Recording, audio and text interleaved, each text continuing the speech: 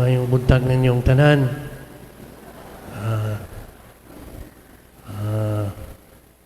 Kaganihang kadlawon, daghan ang bakante. Ambot baka tungod sa uwan, ug basa ang agianan. Mao nang gamay-gamay ra. Kamo karon mao man ang tingali gihapon. Tanaw-tanaw ang imong tupad kung kaila ka ba. May memorya ang iyang naong. Himamat ba kanang paghimamat ba? Salamat ninyo nga kanang dagan-dagan naman ang gikan didto miyari sa tubangan niya tanaw kung nanay bakante niya milingkod. Dagan salamat ninyo nga miirog-irog sad kanang atong ilhon ang atong mga gikauban, atong ilhon ang kamanggihatagon sa presensya sa matag usa kay ang matag usa kabahin nga mipahitabo nining kasahulugan sa Santos nga misa karon. Kaning unang bahin sa ebanghelyo atong diretso kanang sa laing bahin ani matud pa si Jesus gilipay sa espiritu niya pasalamat niya ngadto sa Ginoo ngadto sa iyang amahan tungod kay kana nangangha siya sa kaanindot sa pagpaila sa amahan ngadto sa katawhan ngadto sa iyang katawhan gani mingon siya salamat ug nalipay siya tungod kay kanang wa lang naila ang Ginoo sa mga makinaadmanon, sa mga nagtuon, sa mga makinaadmanon, lagtipog sa labutan. Sige, iyasad kining gipaila sa kadaghanan niya sa laing-laing paagi sa pag-ila. So, kanang dihata magagikan sa atong pamalandong naabot kita nining pagtuo ikaw naa karon tungod sa daghan kayong hitabo og paghilambigit sa daghan sang katawhan. Nahinumdum ko sa amo ang lugar sa may pultahan doon na say haligi dapit dire sa akong wala may haligi katong simbahan na din ko nagdako niya katong haligiha sa dihang wala na kay ko ka dili na ko muadto sa simbahan nga kuyog ang ginikanan at katong haligiha kanunay na kong barugan suki nga barugan matag Domingo inig simba ambot nga tutong haligiha human atong haligiha akong nakita akong kaugalingon diri na sa altar unya sa maong panaw ba dili lang diri sa altar sama nila nga may silbi kung diri na sa altar, ana sa dadang lingkuran ana. Ako nang sugilanon, ako nang panaw. Nadagan sang mga katawan. Gani, si inahan atong miyaging adlaw kay kanabang usaning mga baccalaureate at mas, mga mi-graduate, mo graduate, unya magmisa salamat sa eskwelahan kay ilahagi akong giila ang dakong pasalamat ang pagsaulog sa Santos nga misa pasalamat sa Ginoo sa kalampusan sa pagtuon sa atong mga kabataan.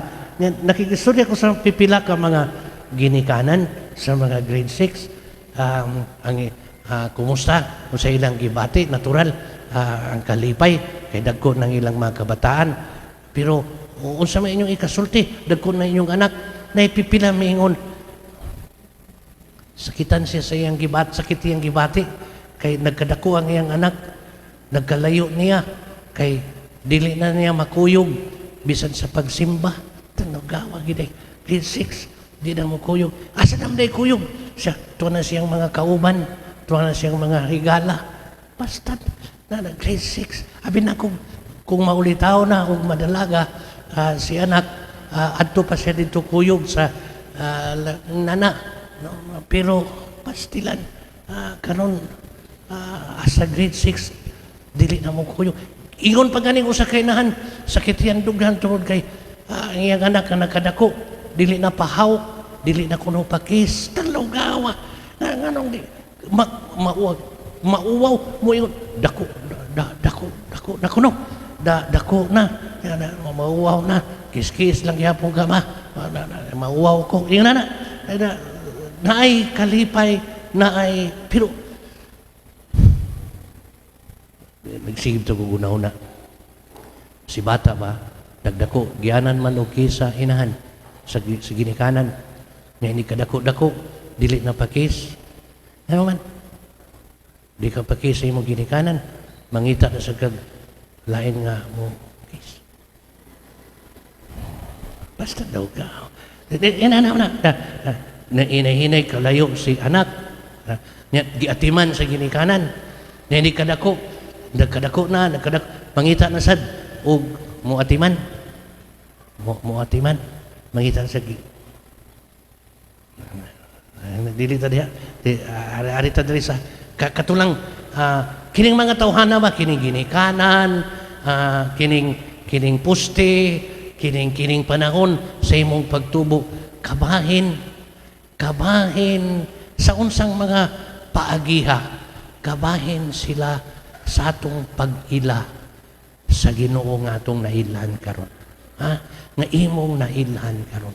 Munang nindot atong mabitbit di sa atong pag-ampo ba? Kanang sa imong pag-ampo dili dalan nimo uban nimo ang daghan nga mga kahigayunan ug katawhan nga nahilambigit sa imong pagtubo, sa imong panaw, sa imong pag-ila, sa imong pagtuo. Kung sa imong pag-ampo karon naa ka diha galuhod, naa ka diha galingkod unya nagbrunda, kabahin sa imong pagtuo nga imong naabot karon, katong imong pagtuo nga nasinati sukad pa sa una imong mag-uban sa imong ginikanan. Nawa na imong ginikanan, ikaw na lang timan sa imong pagsimba, sa imong pagrosaryo, sa imong pagampo. Kauban nimo kanunay sila nga nahilambigit sa panaw sa imong pagtuo. Kita ko kaganiha, nagkuyog si inahan tingali ito kay hamtong naman siya. Kauban niya, duha ka lalaki, anak tingali ito niya kay bata-bata man og itsura kay niya. Lingkod sila diring dapita. Una sud si anak nga gamay-gamay nga mubo-mubo nga bata-bata. Sunod si inahan. Niya milingkod si anak. Niya misunod sad ang usa tingali to niya ka anak dili sa tuya bana kay bata-bata man. Niya milingkod sad. Gitungan siya siyang anak. Naglingkod pero si inahan niluhodog ng uros. Usahay kaning wa na si papa o si mama tingali, wa na ang imong ginikanan nga kauban nimo. Ikaw na diha sa imong pagluhod, sa imong pagampo. Diha higayon, once upon a time, kauban kanila imong ginikanan. Unya, niluhod sila og nanguros. Ikaw, lingkod lang ka tingali. Wala say panguros. Pero si mama nimo sa iyang gibuhat nahimong kabahin sa imong gibuhat karon sa pagbuhat sa pagtuo. Munang kini siya natong ilon. Sa matag higayon nga ikaw nagampo, dala nimo ang imong gikauban. Sila daghang katawhan nga imong gigikanan ug kauban sa panaw sa imong naabot nga pagtuo. Pag-ila sa Ginoo sa imong kinabuhi. Usa ka butang sa dana atong ilon nga tipik ug kabahin kita. We belong, you belong to a kamatuuran, labaw o gawas sa kamatuuran sa atong pagkakita. Ang matag usa nato dunay gikahilambigitan, daghang katawhan, daghang kinabuhi, daghang sugilanon, ang imong dala sa imong pagkaikaw. Mao nang nindot ang ikaduhang bahin sa Ebanghelyo. Mingon siya, "Ari, marika, dili. Ari, duol nako ug papahulayon ko kamo." Nindot ba? Diha sa atong pagampo, atong mahinumduman ang daghang tao nga atong gikauban, unya makaingon kita ug makaingon ikaw, dili ra ikaw ang nagampo og dili ra ikaw ang nisakitan, dili ra ikaw duna kay katawhan, duna kay katilingban, duna kay simbahan, duna kay banay nga nakig-uban nimo sa imong kaugalingong kahimtang. Unya nindot kung naa ka imo nang makit-an balik, then ang ato ang kabugat, kung ikaw gikapuyan matud pa,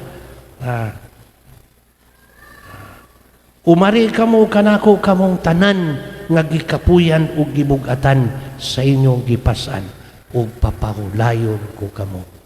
Nindot atong ilhon sa atong pagampo, uban sa kabugat nga atong gibati, mahinumduman unta nato ang daghang katawhan, uban ang Ginoo nga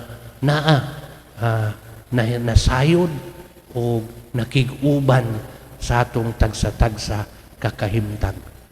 Bisan kung kanang kahimtanga, manaaman kita sa kalisdanan o sa kalisod o sa kalipay. Kasalo nato ang katilingman, ang katawhan gawas sa atong kaugalingon. Tipik og kabahin kita sa kabatuuran sa usa ka kamatuuran gawas sa atong kaugalingon. Ang reality, ang kamatuuran sa atong pagkasakop sa usa ka banay, ang kamatuuran sa atong pagka-usa ka katilingban, ug ang kamatuuran sa atong pagka-usa ka simbahan. Ni sugod naman og panghuyab og piyong-piyong ang inyong mata. Undangon ta na padayon kita sa maong kasaulugan. Bitbit nato ang kaanindot sa kaanindot sa pagpadayag sa Ginoo, sa iyang pagkasiya.